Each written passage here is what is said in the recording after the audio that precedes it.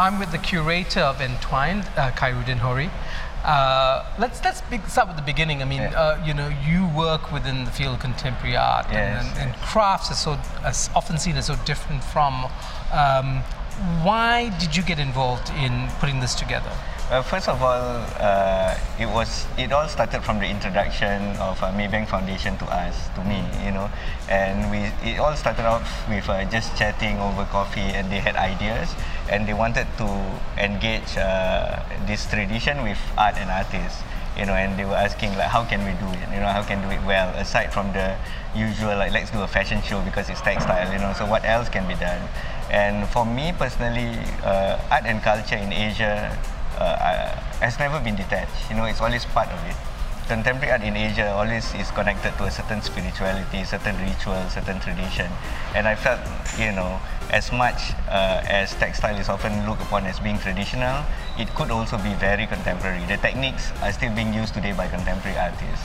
So that was how we had this idea. Why not send contemporary artists for immersion programs, at the villages? And originally the idea was for the artists to understand the process and then probably design a limited edition design, for these textiles, and then we could promote these new designs as a collaboration between weavers and artists. So that was how it started. Right, so the idea was to bring a contemporary sensibility into traditional design. I do want to ask you, I mean, you have a background yourself as a practitioner. How many contemporary artists actually look at traditional arts and crafts as a resource for their own art making? Well, a lot actually, especially in Asia. If you are familiar with, for example, the Japanese group Team Lab, that are very technologically advanced. Every piece of their work is based on Japanese tradition, ancient tradition. A lot of contemporary artists look back to tradition in order to further their work. So, as an example, one of our artists, one of the first artists, Malaysian artist Sharon Chin, we sent him to Padang for the first immersion program. Padang in Sumatra. And he got the shock of his life, on the process of actually designing a new pattern, because it is so mathematical, and he was intrigued also because his work is in geometry, and then it was so stressful for him because he had to design the new textile pixel by pixel. So I mean, pixel being a relatively new terminology, you don't have pixel, this word, when they first started weaving, right? But that was the process that he had to go through in order to design new fabrics. So, well, who do you think, benefits most from a process like this? The traditional weavers or the visual artists who come and perhaps extract something? And I mean, there's always a whiff of, exploiting the cultural resources of, especially marginalized peoples for purposes that they will never benefit from. I think they both benefit. I mean, from what I've seen, all of the villages that the artists have been to, they continue to have relationship with the artists. They actually communicate on WhatsApp. Sometimes the weavers, they might have problems not related to the art, and then they will ask the artist, like, what do you think I should do? Like, can you help me? These are problems beyond the art and the craft. So they develop actual relationships, and I think they learn to appreciate each other, because we are not really, it's not as if the artists come out of the program and start selling a lot of work and becoming famous, because it's more like an appreciation. And this is why when we exhibit them both together. Right. Okay, one last question, and this has to do with the MOU that's going to be signed between Maybank Foundation and the Singapore Heritage Board in sort of curatorial research around these traditions. What's exciting about that? The prospect of actually getting down to doing research?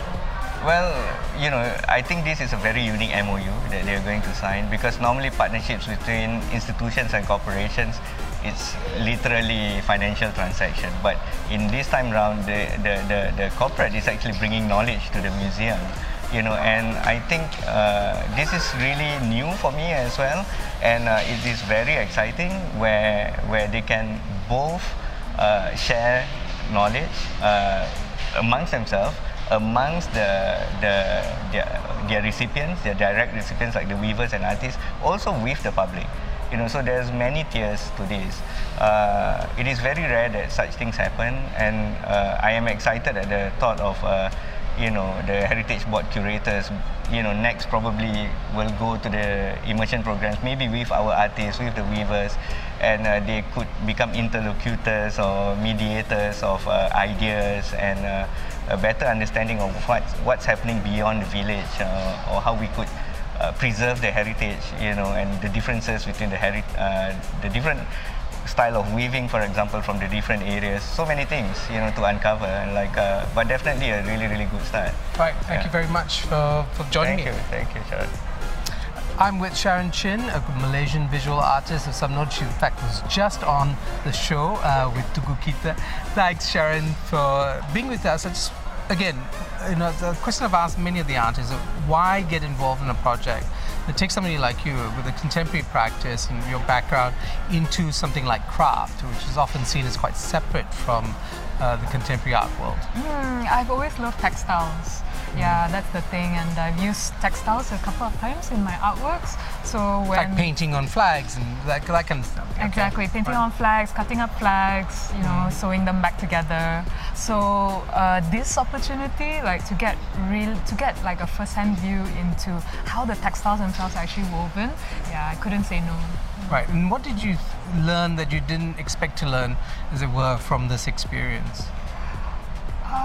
That weaving is the most subtle of arts. It's like high, to me it's like high abstraction, as high as mathematics actually. So actually experiencing how the design is programmed on the loom, and it's all by memory, but you have to abstract the pattern in order to weave it thread by thread. So that was the thing that really struck me and blew my mind. The other thing was the sheer amount of human time in a piece of weaving. That's really amazing.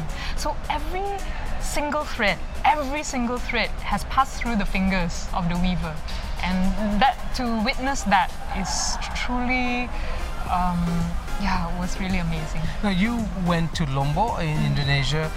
Had you yourself in the past kind of engaged with weavers in Malaysia, because there's also a project in Sarawak with weavers? What's been your relationship to the traditional crafts?